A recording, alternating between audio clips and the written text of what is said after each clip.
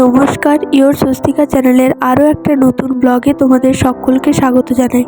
তো এই যে আমিও বাইরের উঠোন বাসি ঘরদোর সমস্ত কিছু ঝাড় দিয়ে মোটামুটি বাসি কাজ কমপ্লিট করে এখন চলে গেছি আমি আর মাম্মা মুখ ধুতে। আর ও তো দেখছো আমার জিভাটাকে নিয়ে কী সব করছে। ওকে আগেই মুখ ধুয়ে দিয়েছি ওর টাং ক্লেন্সার দিয়ে, তো আমিও এখন মুখটা ধুয়ে নিচ্ছি। আর এই যে দেখো এখানে এসে ও দেখছে মাম্মাম ঠিক করে ব্রাশ ট্রাশ করেছে, তো এখন ও ওটা দিয়ে চেবাচ্ছে। তো চলো তোমরা দেখতে থাকো আজকের ব্লগটা।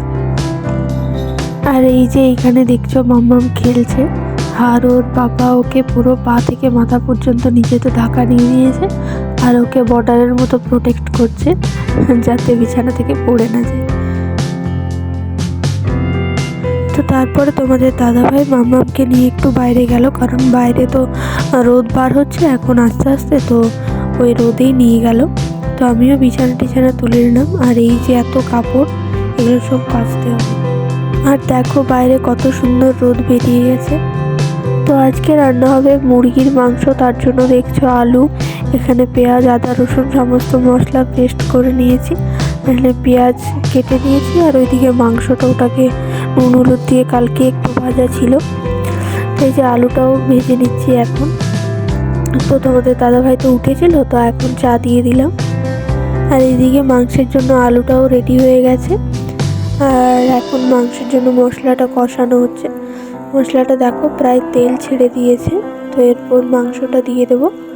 মাংসটা দিয়ে কিছুক্ষণ কষাবো, তারপর আলু টালু দিয়ে একেবারে প্রেসার কুকারে দিয়ে দেবো, কারণ মুরগির মাংস তো একটু শক্ত হয়। তো এইখানে মাংসটাকে কুকারে দিয়ে দিয়েছি, তো এটা সিদ্ধ হলেই রেডি হয়ে যাবে। আর এদিকে দেখো মাম্মাম কি করছে, উঠোনে খেলছিল, যে পরে ওর ঠাম্মির সাথে কথা বলছে।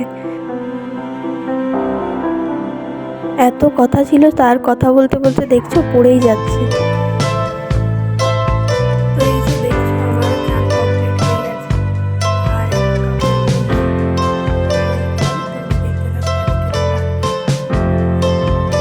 সমস্ত কিছু কাপড় নিয়ে চলে গেছিলাম ছাদে মেলতে, কারণ এখন তো আর নিচে সেরকম রোদ হয় না, আর নিচে অতটা জায়গাও নেই যে সমস্ত কিছু মেলা যাবে, তো তাই ছাদেই গিয়েছিলাম। এই যে দেখছো সমস্ত কিছু মেলে নেব।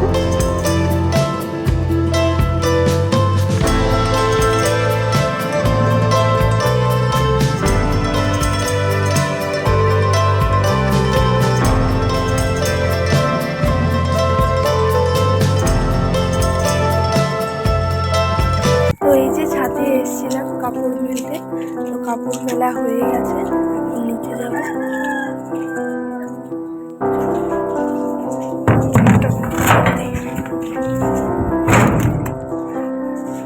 আবার তো আসতেই হবে কাপড় মেলতে। তো তারপরে আমরাও খাওয়া দাওয়া করতে বসে গেছিলাম। তো আজকের ভিডিওটা এখান পর্যন্তই, দেখা হবে নেক্সট কোনো ভিডিওতে। ততক্ষণ সকলেই ভালো থেকো, সুস্থ থেকো, আর ভালো লাগলে অবশ্যই একটা লাইক আর কমেন্ট করতে কেউ ভুলো না কিন্তু।